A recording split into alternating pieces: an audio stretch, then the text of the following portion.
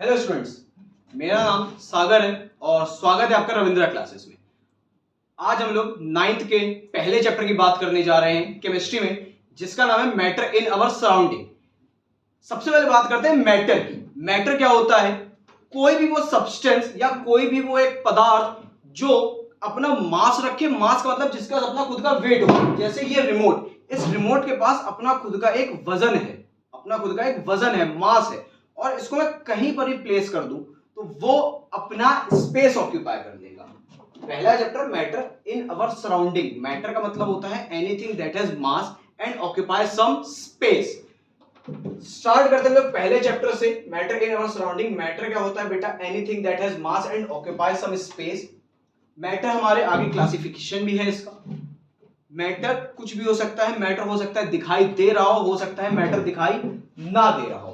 Matter के कुछ examples हैं, जैसे water, air, would, iron, sand, milk, table, chair, ये रिमोट, वुड, एसी, कुछ भी हो सकता है। जो चीज आपको दिख रही है वो भी, जो नहीं दिख रही है वो भी क्या है? मैटर है।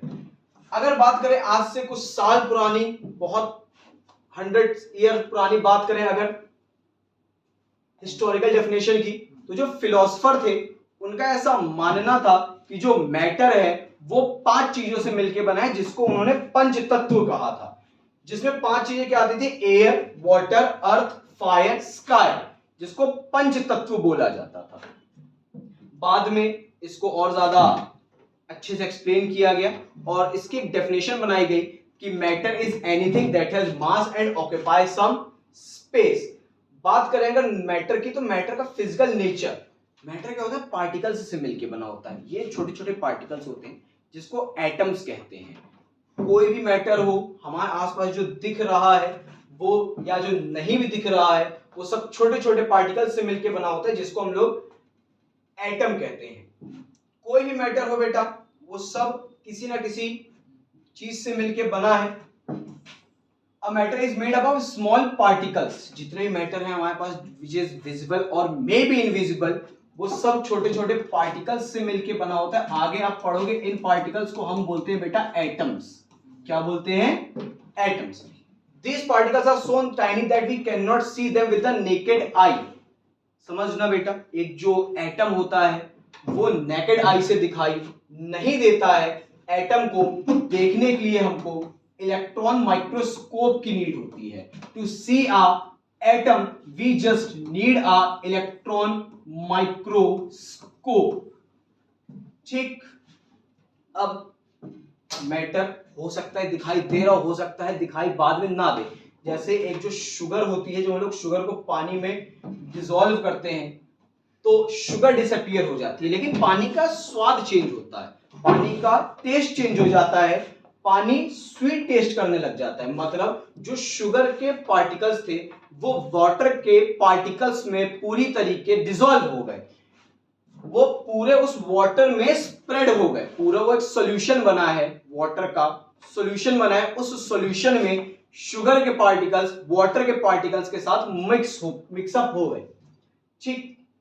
आगे बात करें मैटर में। आगे अगला पॉइंट है matter, particles of matter have space between them. समझना, मैटर के 3 पार्ट्स होते हैं, सॉलिड, लिक्विड एंड गैस।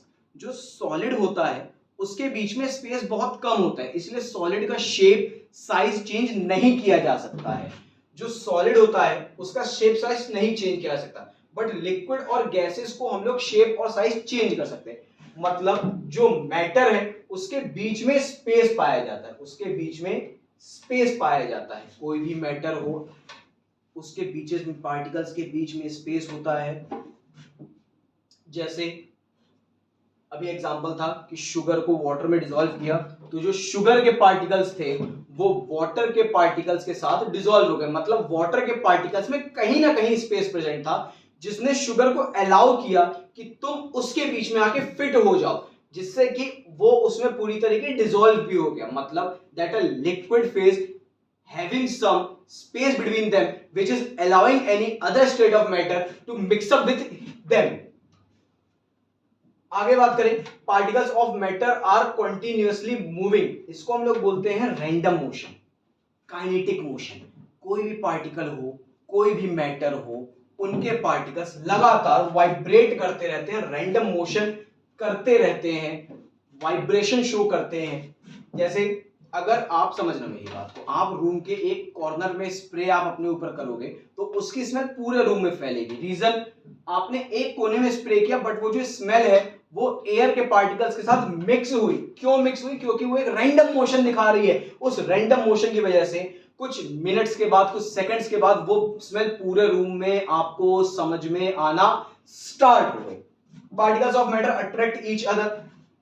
समझना भैया, एक मैटर का पार्टिकल दूसरे मैटर ऑफ पार्टिकल को अट्रैक्ट करता है, लेकिन ये अट्रैक्शन फोर्स अलग अलग पार्टिकल्स में अलग अलग होता है। सबसे ज्यादा अट्रैक्शन फोर्स होता है सॉलिड्स में। सॉलिड्स एक दूसरे को सबसे ज्यादा अट्रैक्ट करते हैं, इसीलिए सॉलिड का शेप साइज आप नहीं बदल सकते। Once a solid is given a shape it can not be changed.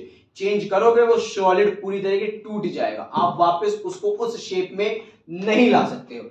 Liquids में ये अट्रैक्शन फोर्स कम होता है और सबसे कम होता है गैसेस में।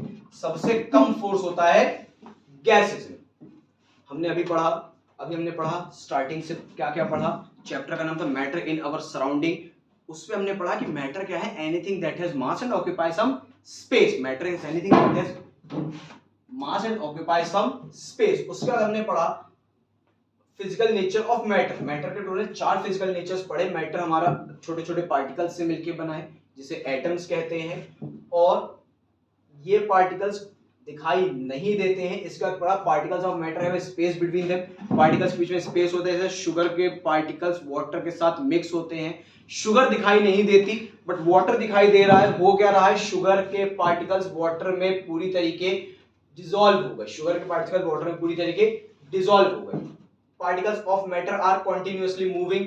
मैटर के कोई भी मैटर, स्टेट ऑफ मैटर हो, सॉलिड, लिक्विड, गैस, उसके पार्टिकल्स लगातार मोशन शो कर रहे हैं, रैंडम मोशन शो करते हैं, वाइब्रेशन मोशन शो करते हैं।